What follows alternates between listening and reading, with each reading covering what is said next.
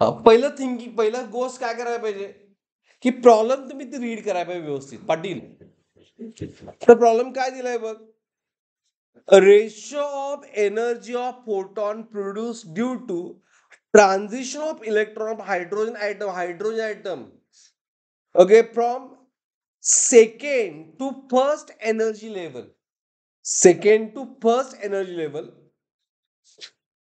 and highest to second level असं विचारलंय.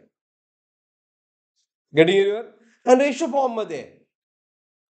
Okay, मग याला आपण यामध्ये काय दिलंय बघा की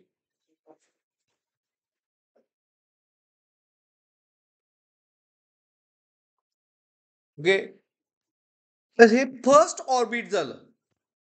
मग या फर्स्ट ऑर्बिटची एनर्जी किती, E1. त्याला एन किती असतंय,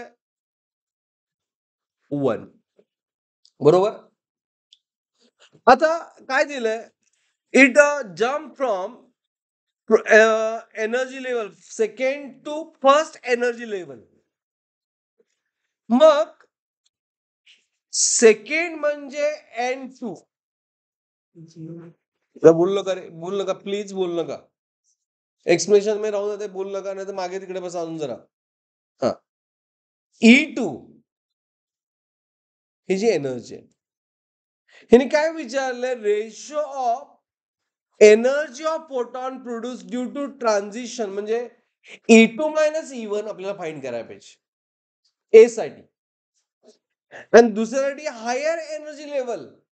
आता हायर एनर्जी लेवलला एन काय घेतोय आपण, इन्फिनिटी. एन काय घेतोय, infinity. Getting everyone, understood what I am saying.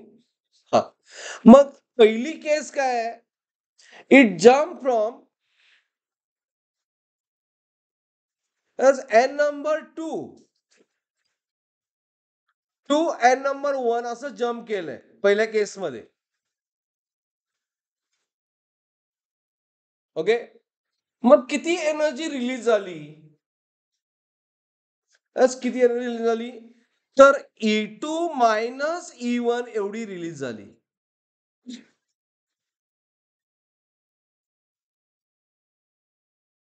Okay, दोघांमधला डिफरन्स एवढी एनर्जी झाली.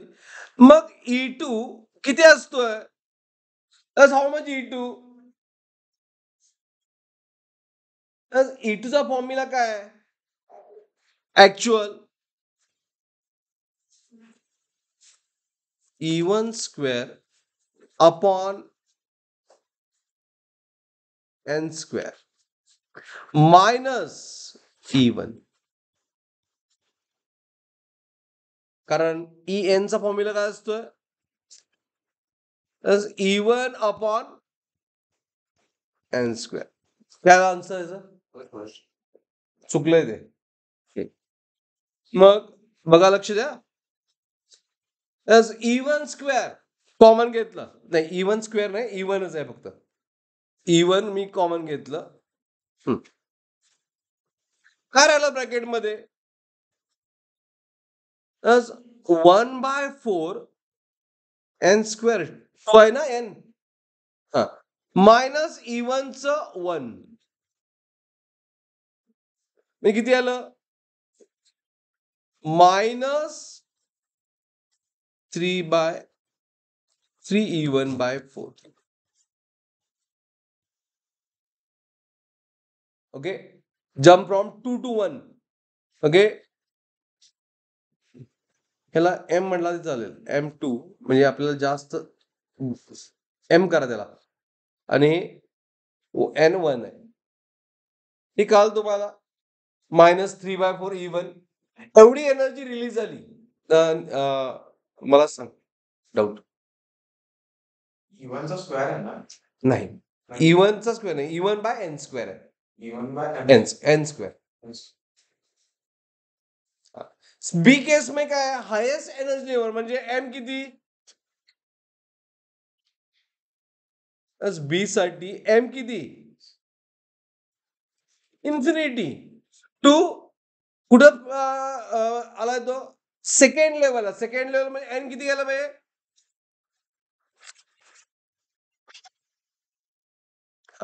मग ह्याची एनर्जी किती असणार?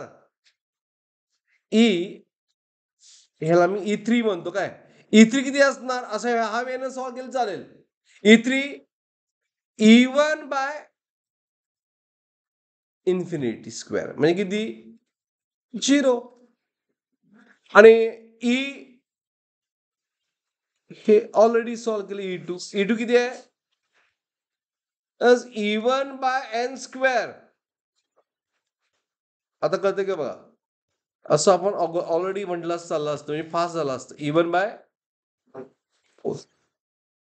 मग E इन्फिनिटी मायनस E2 बरोबर आहे ना?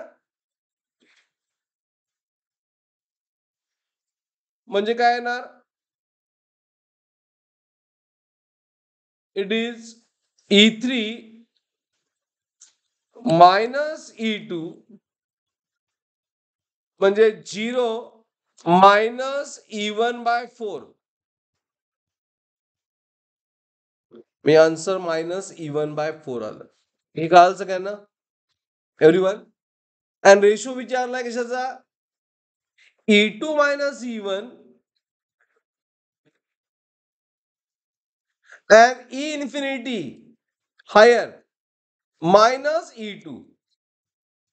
एनर्जी ऑफ हे एनर्जी रिलीज आहे -3/4 E1 divide by -E1/4.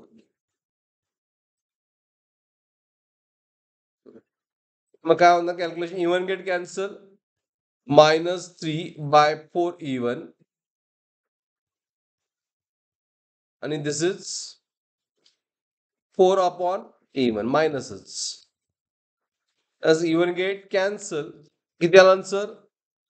Minus get cancel minus minus plus झालं 3/1 म्हणजे ऑप्शन काय आहे? 3:1 म्हणजे ऑप्शन सी. कुठे चुकला होता जाधव? प्रॉब्लेम कुठे चुकला होता?